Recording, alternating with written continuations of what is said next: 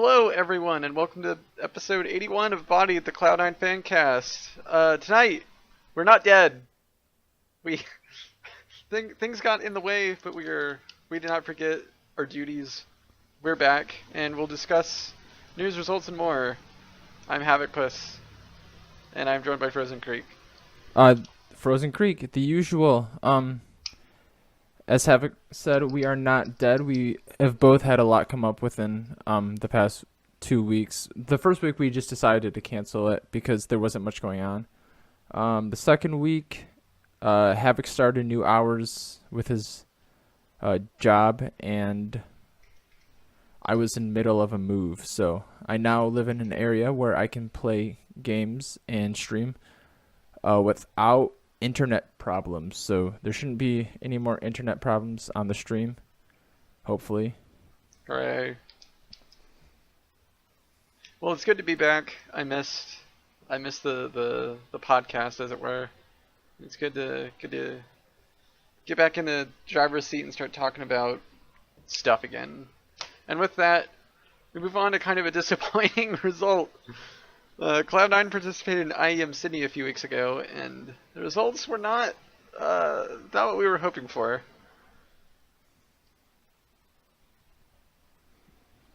No, they were not. I think overall the team definitely disappointed. C9, like we said, had some disappointing results. They got beaten by Tyloo. Tyloo did play well all tournament, but C9 did look really awful at times. And they almost lost to Order. They had to reverse sweep against them. And then, they lost to FaZe Clan because, it's FaZe Clan. But, yeah, I think one of the issues is just that they're so jet lagged. They had to go from France to the U.S. They had to stay in the U.S. for a couple days, then go to Sydney, and do that whole tournament, and then they had to go back. So I would expect them to just be extremely tired,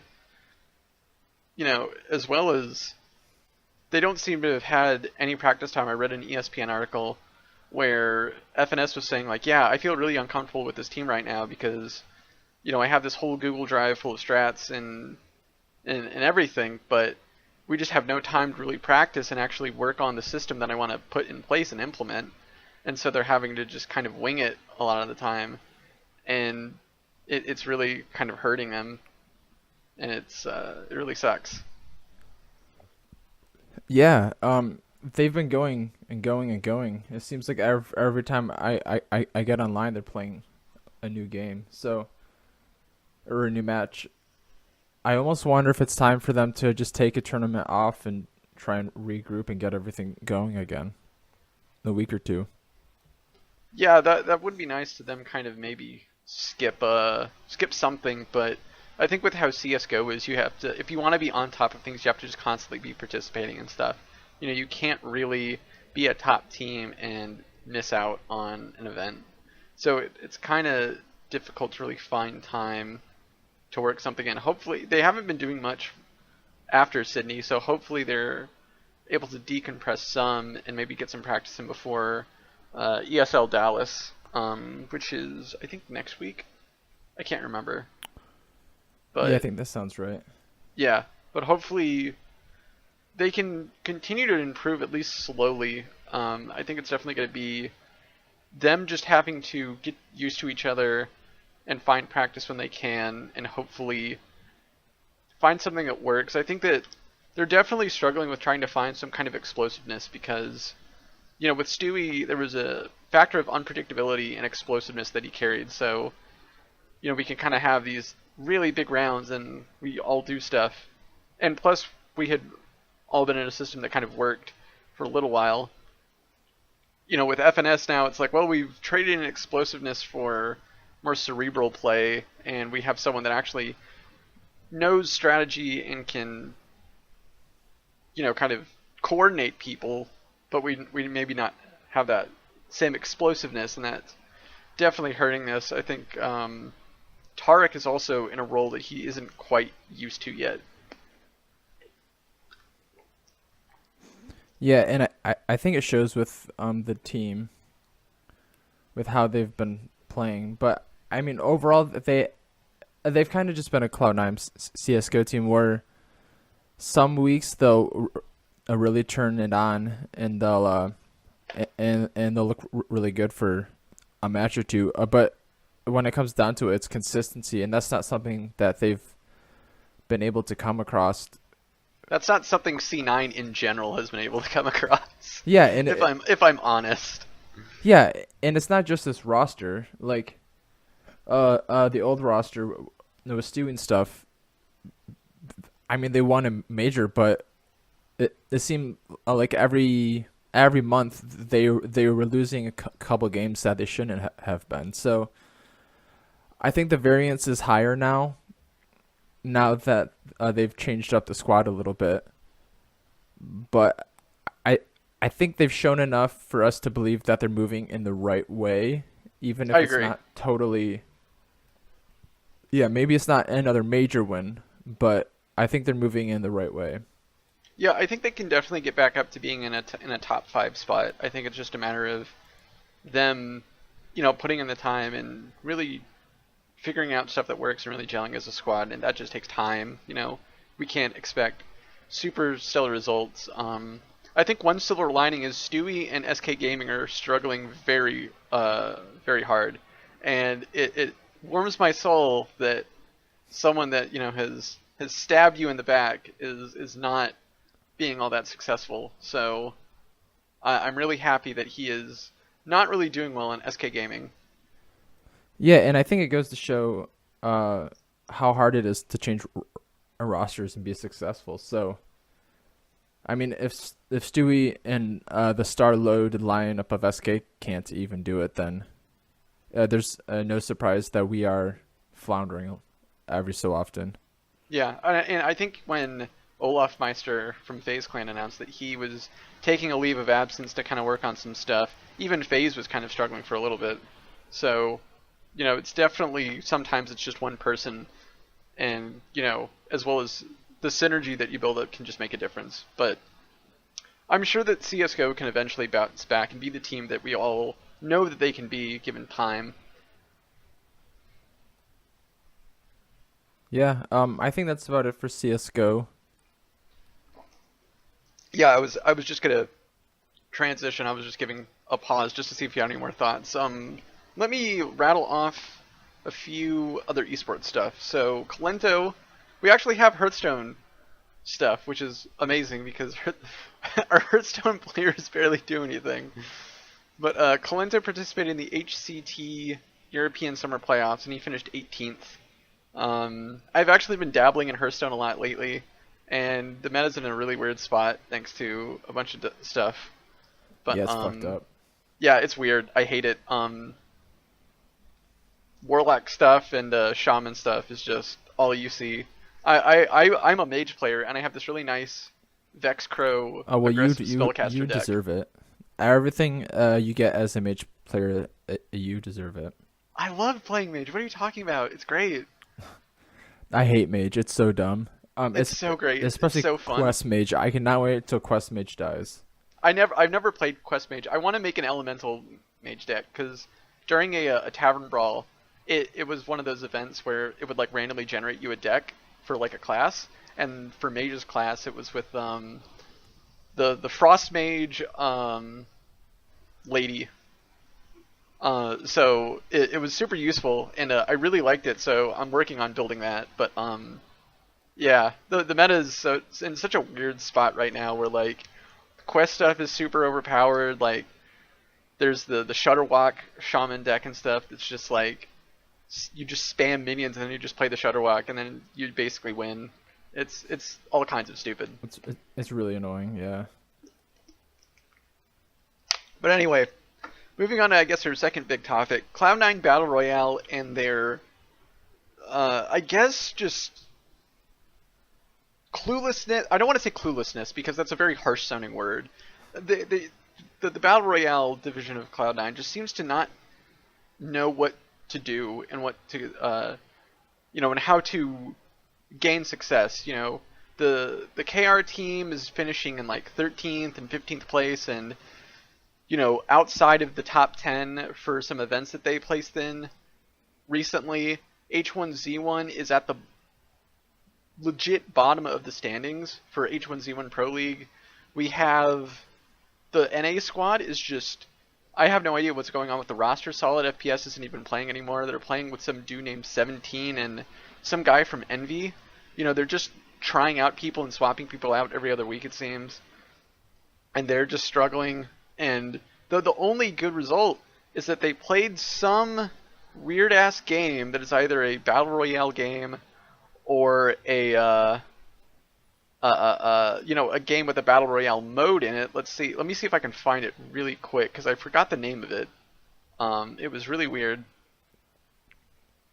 It was Islands of Nine, Nyne, and they finished second, or I guess technically first, since the team that got first broke the rules for this little tournament that they played. It was like a group of 3, and Cloud9 got second in that. But other than that, all of their Battle Royale stuff has looked just completely lackluster. And on top of that, we're now trying to get into Fortnite with signing Hysteria, who is actually a former Halo player of ours. He's returned to Cloud9 and is now a Fortnite streamer. And I think he also mentioned on stream that he is looking to form a competitive squad, and he's trying to build that. So we're trying to get into Battle Royale, but we're just not really seeing results that I think either warrants it, or the scene is so new that no one really knows how to build an effective Battle Royale squad.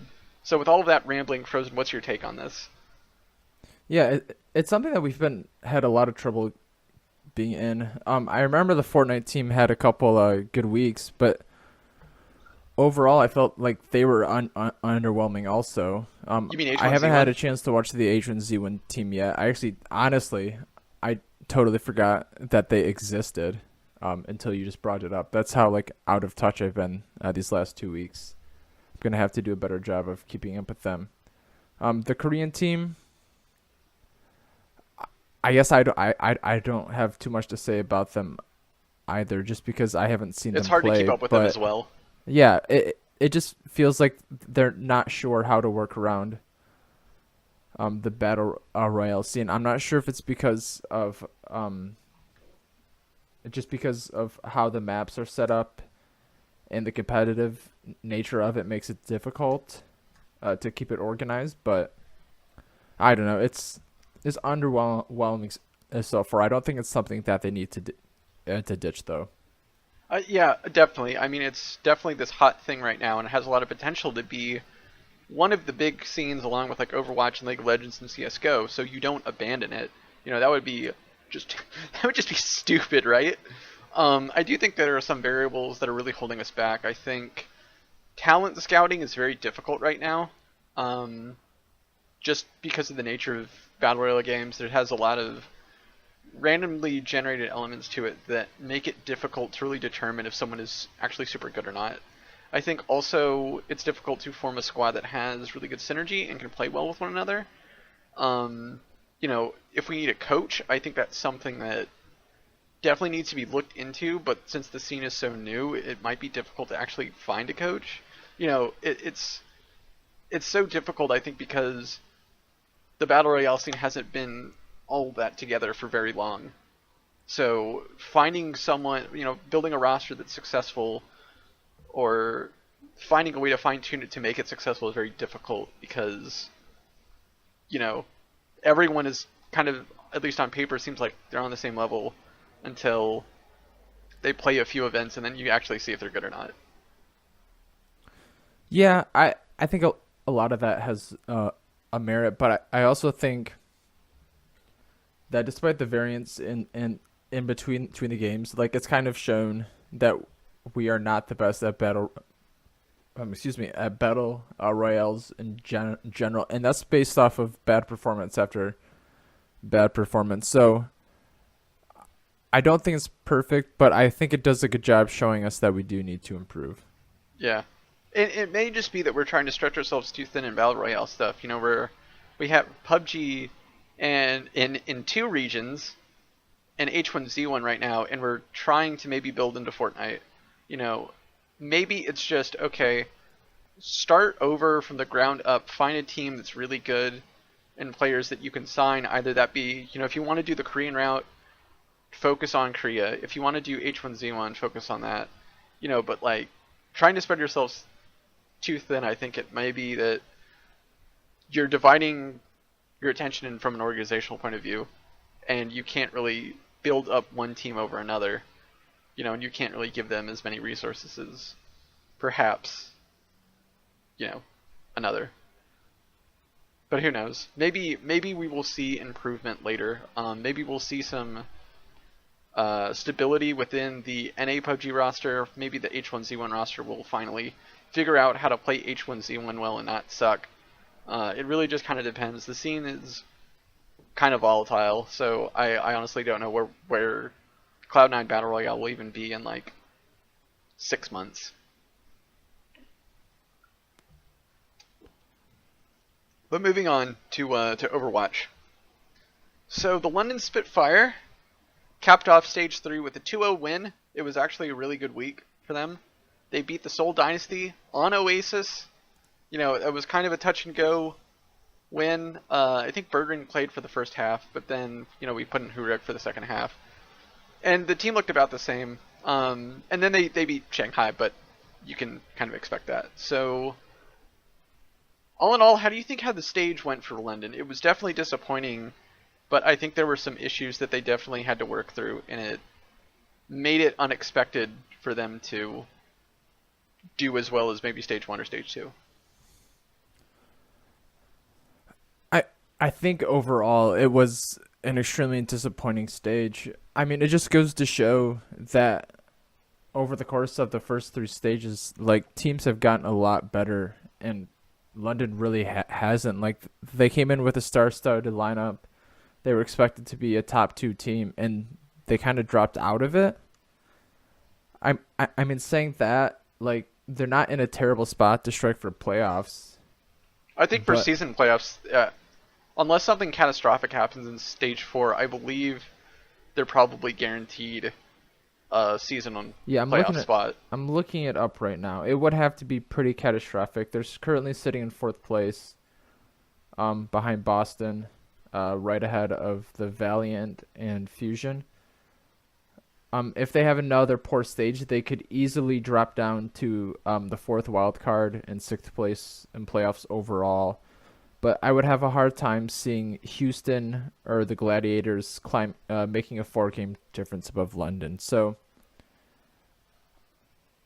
I think it does go to show that this team was actually a really good the first 2 stages, even if they were disappointing at times, because they're still in a decent spot after a really poor Stage 3. Yeah, and I think that one good sign is that they're not doing like they did for the first 2 stages, where they're like, oh, we'll take a break and we'll go to Korea for a week for vacation. They're staying at their mansion and hopefully practicing for Stage 4. And speaking of, there are some changes. Bridget, I believe, is going to be in Stage 4. Not the new Hanzo, though. And which I don't think I can't decide is good or not. I love Bridget. She's completely oppressive, and she makes it extremely hard for your teams that function on dive to really get in there. You basically have to. Hanzo, but I hate her. Hanzo. Yeah, I have no idea. I hate the new champion. She's fucking cancer to play against. I've tried playing her in competitive. The only time I actually played well and my team won, I think, was when I played her. All my other times playing my placements, I ended up losing. And so it just goes to show, I guess, she's super strong. I think I'm not sure if we'll struggle or not with that. People have been, as far as like compositions are concerned, I think you have to have a Bridget on there because it's such a mandatory pick at this point for just how she functions. So you need that, and then I don't even know what else do you run? 2 more healers and then just a big beefy main tank like Reinhardt, so basically no one dies until you get ultimates. Do you still do 2-2-2? Do you run more DPS? Who knows? Yeah, I feel like it might turn into um a more mercy comps just to try and make up for the healing. Yeah, her healing does kind of suck. Uh, or yeah, that she doesn't quite provide, but she does give a new kind of dimension to the game that wasn't there before with her shield and her heals and her armor. She kind of has longer range than I feel like she should, but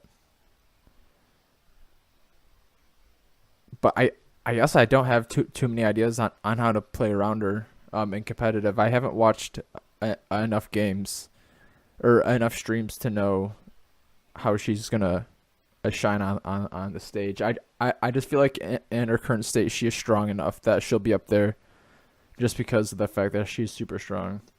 Yeah. Well, hopefully the team can perform. I would assume by now Birdring is feeling a lot better with his wrist, and he can maybe play a bit more.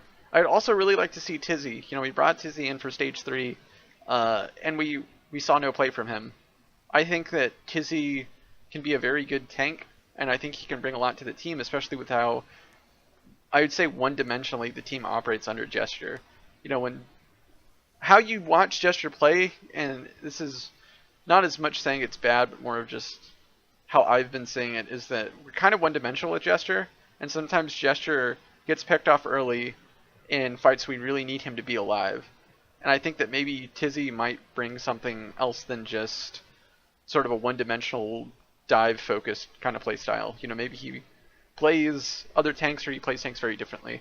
So I would really like to see him in stage 4 some, just to kind of see how the team plays and how he plays. I don't think it can hurt, at least against teams like Dallas or Shanghai.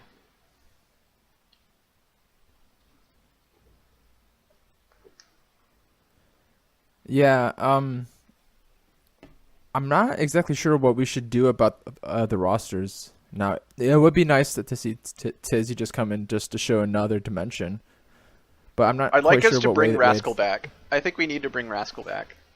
Yeah, I know.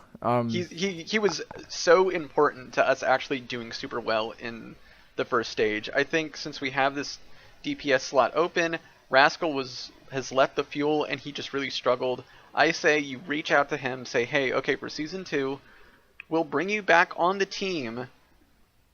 We can't guarantee that you will start, but we will try to give you a salary that's decent. You can live with us in the mansion, and we will try to get you more playing time, and we will try to integrate you more in our strategies and try to utilize you to a more effective role than you were in the first stage. And I think that if we get Rascal back, we can actually be super strong again. Because him and Birdring have such a great synergy, and they're just the best of friends. So I think, why not, right? I think it would basically be bringing the roster back to where it was before all that craziness with Fisher and Rascal leaving, and then and then Bishop leaving, and then all that other stuff happening. Yeah, I mean, it does kind of worry me that he's been left off both our team and then the Gladiators. So I'm You curious mean to how Fuel? he's gonna end Rascal up. was on Fuel. Oh, or yeah, sorry, Fuel. I'm thinking of what's his face. You're thinking of Fisher. Fisher's on Gladiators, and they will never part with him now that they have their hands on him, because he has made the Gladiators so much better. Yeah, it just worries me that he's been left off 2 teams now. So No, yeah, that's I definitely wonder. something to keep an eye on. Yeah, I wonder what their off-season play is going to be to increase their tank line, because I think perhaps that's one of the things that's let them down, especially this past stage.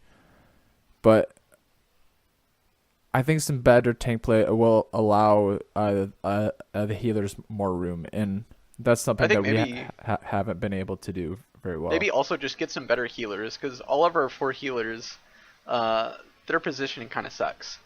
Not to mince words, they do some stuff that's really questionable, and maybe getting someone that can be more impactful as well as able to stay alive longer, I think may just be really valuable. But I think we've talked about London enough.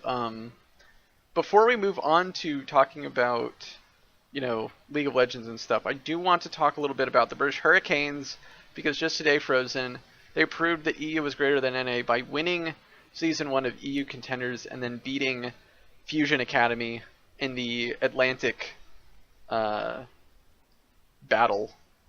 match. It was very exciting. I'm not sure if you watched it. I actually did not get a chance to watch it. There was a soccer game that was really important and MSI going on at the same time.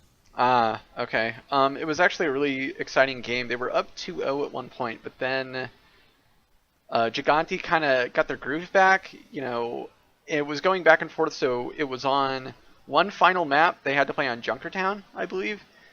And it was really close, but the team managed to pull through.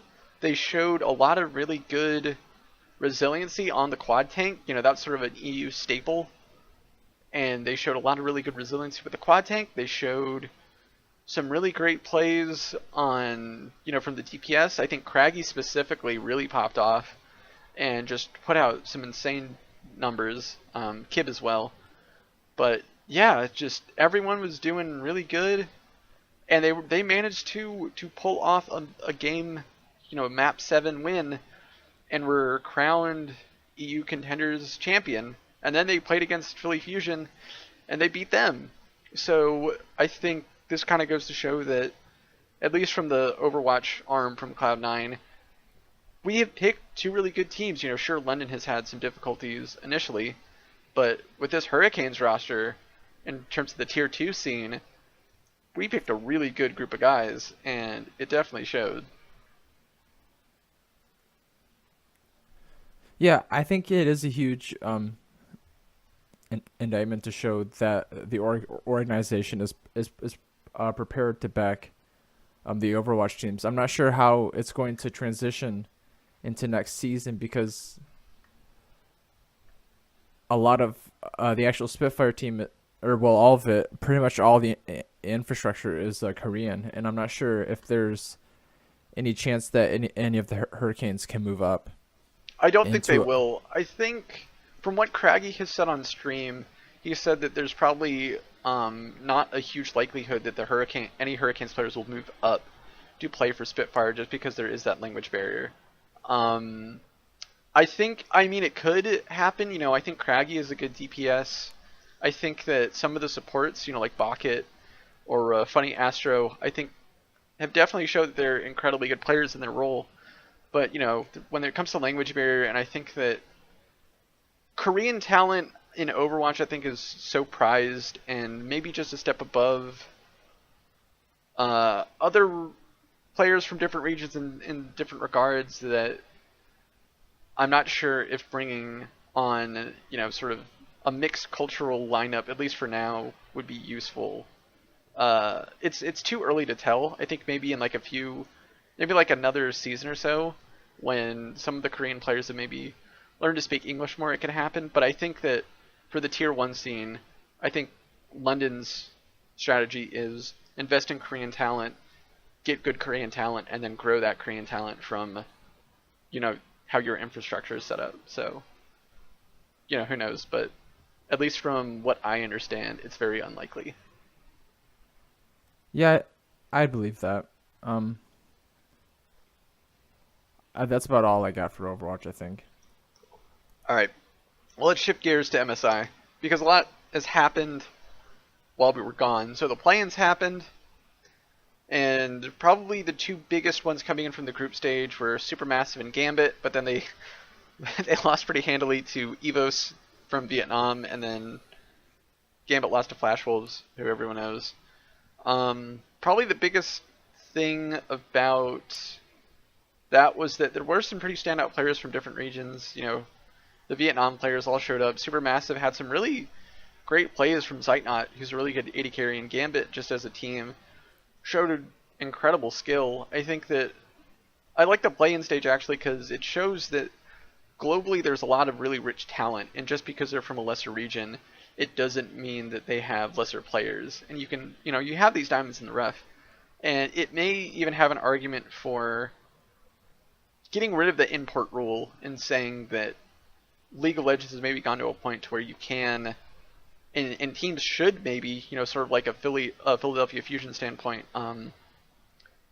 just get whoever you can, and as long as your team is really strong and can win, why limit to only having this weird, region cap? But that's a completely different discussion. I guess real quick, do you have any big thoughts on the play-ins before we talk about the actual event, and we can go into that a bit more in detail? No, I don't have too much to add. It's just cool to see Kaboom back on stage. We kind of have Cloud9 kind of has, I guess, a friendship with them back from what, Worlds Season 4 or something like that. Yeah, I think that might have been. Yeah, we're kind of buds with them. They're Brazilian buddies. Yeah, so gotta do it for Kaboom.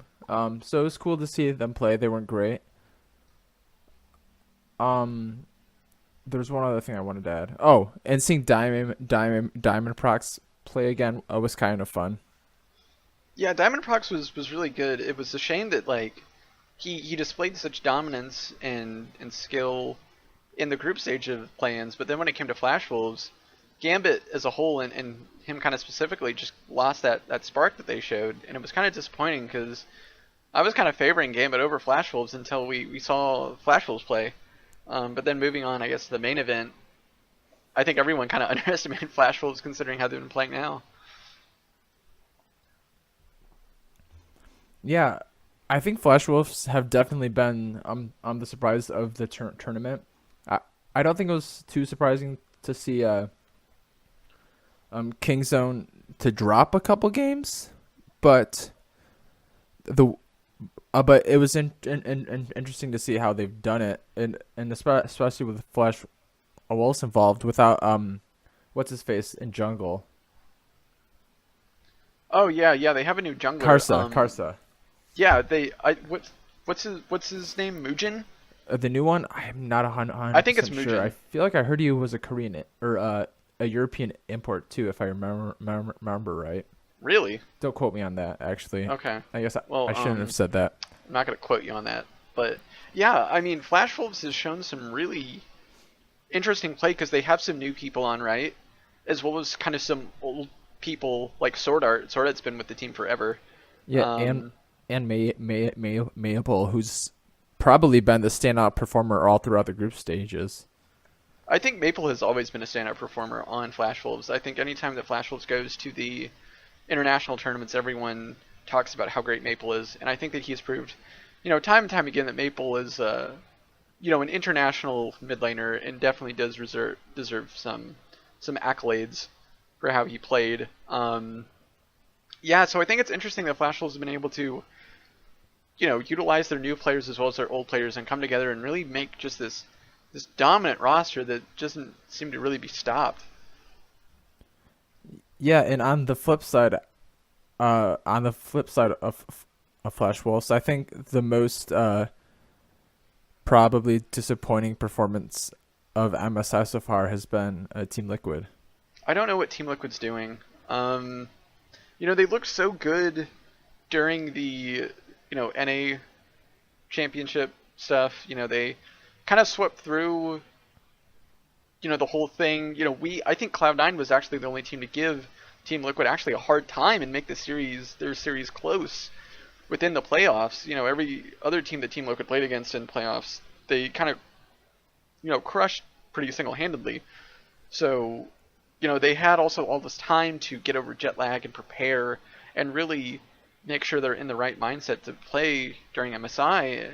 And then when they start playing, they're just losing and looking really off and really uncoordinated, and it's really disappointing. Yeah, and the main game I got to watch was the game against Kingzone. And I think a lot of their macro play would have flew in North America, but I think that Kingzone's macro game is just 2 steps above anything in North America. The main thing I'm thinking of is the time where Team Liquid went to go get the Cloud Dragon, and then Kingzone came to contest, and then Team Liquid Oh yeah, rotated did they off just like Dragon, pull and then they off and then and then they they just just gave him the lost dragon? Dragon, and then two towers immediately, Yeah, yeah, I and remember that. it was almost baffling how fast it happened. I think in North America they would have gotten away with it, but Kingzone was right there to punish anything. So I think they might just be a little kerfluffled. There we go. So I don't know. It's kind of spooky, honestly. I think they may have gotten a bit overconfident in how easy the NA playoffs were for them. You know, they kind of sweep through their region and they're new top dogs for NA, and then they kind of start losing and then they're just kind of shaken and they don't know what to do. I mean, Ole has even not played some games and they've had to put in Joey, their sub, to play for him, which is really unfortunate and a bit worrying, considering that Ole is one of your more important players because he kind of helps decide engages and stuff. And if he's having, mentality issues, that's not a good look, especially if you're going into the summer split, with this team and everyone's just kind of memeing, saying that, oh, you're kind of an international embarrassment, and now you have to play all these other NA teams that have kind of watched you kind of fumble, and now there's even more stress to perform. So I'm not sure how Team Liquid's going to approach summer, considering their recent performance. Yeah, I think it goes to show the gulf of class between some of the world stage in North America, because North America really hasn't been able to break through on the international scene for whatever reason. So I don't And I don't know if it goes to show that Team Liquid is gonna fumble next split, but I think it goes to show that NA really needs to take a step up. and I think that might actually be another argument for getting away with the import rule. If your region is just constantly getting crushed by others and you're not really performing well, and if it's every year that a Korean team is just going to win every event, what real point is it to hinder other regions? Yeah, we can have 2 Korean players, but they have 5, and they're doing a lot better than us still. It doesn't matter who you place in the other 3 spots. If teams want to go the road of what Cloud9 has done with London Spitfire as well as other Overwatch League teams, for example, it's sort of comparable, which is why I'm bringing it up. But if they want to do a full Korean roster, they can do that. But they also have to accept the fact that if you're going to go this way, you have to accept that you can still be beaten by mixed nationality rosters or full NA rosters. I think it all comes down to coaching and synergy between the players, and I think that the scene has moved on to where that's possible now. So I don't understand. I'm kind of questioning why the import rule is still in place. Maybe NA should just completely. Maybe NA teams should just completely give up on performing internationally. Sure, it's nice, but I would much rather get some trophies than have a bare trophy case. But like, yeah, we went to quarterfinals at Worlds again. Yeah, I think that's an argument I would be more happy to make in the future. I'm not quite prepared to talk about the import rule yet, but my lean on it is that they should keep it. But I think it's something I have to look inside myself and think about a little bit. I think it's something that definitely, as time goes on, needs to be discussed more and more. Because when you look at Overwatch League and how much parity a lot of the other teams have, and they don't have full Korean rosters. They may only have, they do have Korean players, but it's not like the London Spitfire MIXL where it's, they'll maybe have 2 or 3 at the most, but everyone else is, from America or Europe, and they're sort of trying to just pool from global resources and try to get the best team possible. I think that League of Legends can definitely do the same thing and still have parity within each region. At least for franchised play, it might be different for China or Korea, but I think for NA and EU LCS, you have this franchise model. Is there really any need for import rules at this point? I think that if you really want to have it between org versus org, it should come down to how well can you recruit players and how good is your coaching and your staff. Forget the players really. You can get the best players you want, but I think at that point, and as well as the game itself, it's kind of moved on to this whole team play aspect. So we don't really need to worry about individual Korean players really popping off anymore. It's more about how the team as a whole kind of works together. So I think that you can look at it more and more as time goes on and say like, well, do we really need it? Especially with how stuff like Overwatch League is going, and that's kind of my stance on it. Yeah, my inclination with it is just that the orgs with more money and who are more aggressive will have a higher chance of succeeding. I mean, I look at China specifically, where they would happily field many 5-man Korean rosters. But what I think it does come down is to coaching and experience. And I think even if you open up the floodgates, like, it's going to be difficult to succeed on the international stage like Korea has, just because I think that the culture within the league and within in the players is so much different. And I don't think that completely ditching the model that we have right now that gives many different cultural players a chance at a professional career is the way to go. I think that it's a tough decision to make, because as soon as you do that, like, you're going to start losing native players. Like, contracts could lose a spot just because there are better junglers out there. Well, that's somewhat Licorice is gone.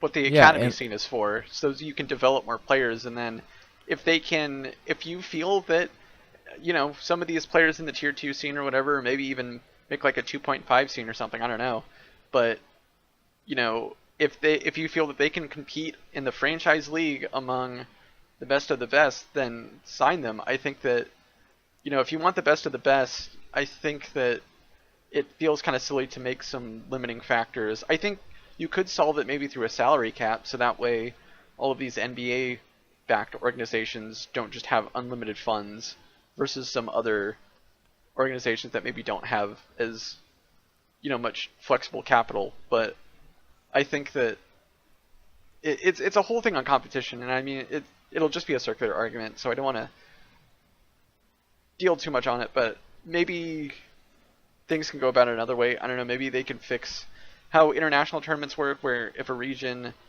wins a world championship, they start losing spots to where it's only like, so how like every region has 3 spots for worlds. So if Korea wins worlds, they lose a spot, and if they win again, they lose a spot. So on like the 3rd year, they only have 1 team going, while you allocate the other spots to other regions or have other regions compete for the spare spots. So you can have NA actually having a chance to maybe win a championship for once.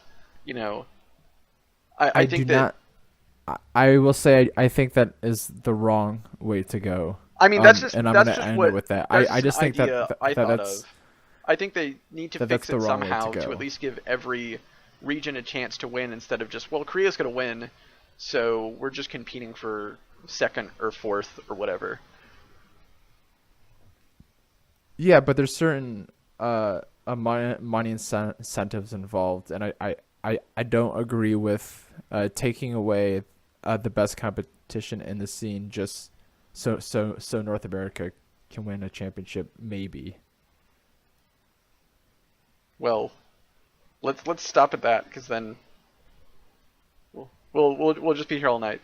But I guess our final little point that I wanted to make was that C9's Discord championship series, the DCCS, the little fan-driven thing.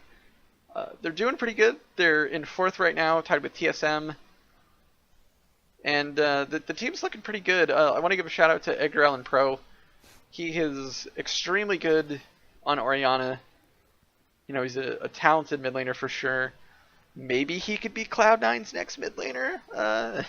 Who knows? But I just want to give him a special shout out because watching him play on Orianna, he went like 16-2 when he played against Team Liquid. And they're the Team Liquid fans. So it was a really good performance, and I just want to give him the team a shout out. All right, a shout out to Edgar Allan Poe. Yes. So that's it for us. Frozen, do you have any final thoughts or anything? Nope. That's about All it. right, perfect. We don't have a new time yet for the podcast, but it's not going to be Wednesday nights for right now. Yeah, So we're still we figuring will stuff out. Fill you guys in when we know. Yeah. Yeah. But thanks for listening.